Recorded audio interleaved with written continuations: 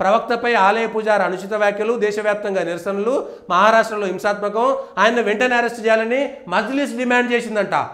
మజ్లిసు demand చేసింది. ఇదే మజ్లిస్ నాయకులు బతుకమ్మ మీద, దేవి దేవతల మీద, రాముడి మీద విషం కక్కి గోల్గోలని రాముడిని, సీతను, దేవి దేవతలను ఇష్టానుసారంగా మీరు తిట్టిన రోజు ఏడవైరు. అంటే మీరు ఇతరులను తిడతారు, మిమ్మల్ని తిడితే అల్లర్లు చేస్తారా? లేదా మిమ్మల్ని విమర్శించొద్దా?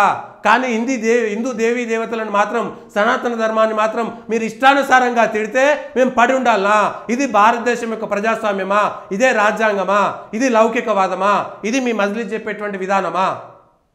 ఇంతకంటే దారుణం ఇంకేముండదా? ఆలోచించాలి, ప్రజలంతా ఆలోచించాలి. ఇంతకంటే దారుణం ఇంకేముంటుంది?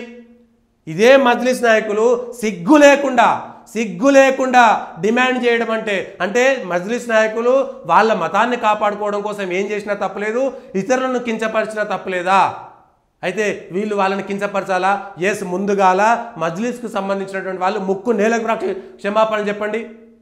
ఈడ వీడియోలు కనబడుతున్నాయి, కోర్టులో ప్రూవ్ చేయలేకపోవచ్చు. ప్రభుత్వాలు మీ సొల్లు తాగుతున్నాయి కాబట్టి ప్రభుత్వాలు మీకు ఏం చేయకపోవచ్చు.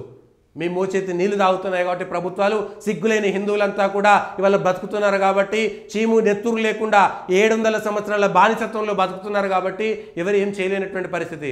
వరుసగా ఈ దేశంలో పనికిరాని అనేక సాంప్రదాయాలు, దుష్ట సాంప్రదాయాలు ఈ దేశం మీద పెట్టిన తర్వాత హిందువులకు సిగ్గు లేకుండా పోయింది. ఏం చేయలేరు, బతికితే చాలనుకుంటున్నారు. అట్లాంటి వాళ్ళంతా మనం ఏం చేయలేనటువంటి పరిస్థితి ప్రజాస్వామ్యం పేరు మీద. ఇది మహారాష్ట్రలో హింసాత్మకమైతే వీళ్ళేమో ఎంతమంది బీఫ్ తిన్నారని, ఎంతమందిని వధించారు లెక్కలు చెప్పండి సాక్షి వాళ్ళు. లెక్కలు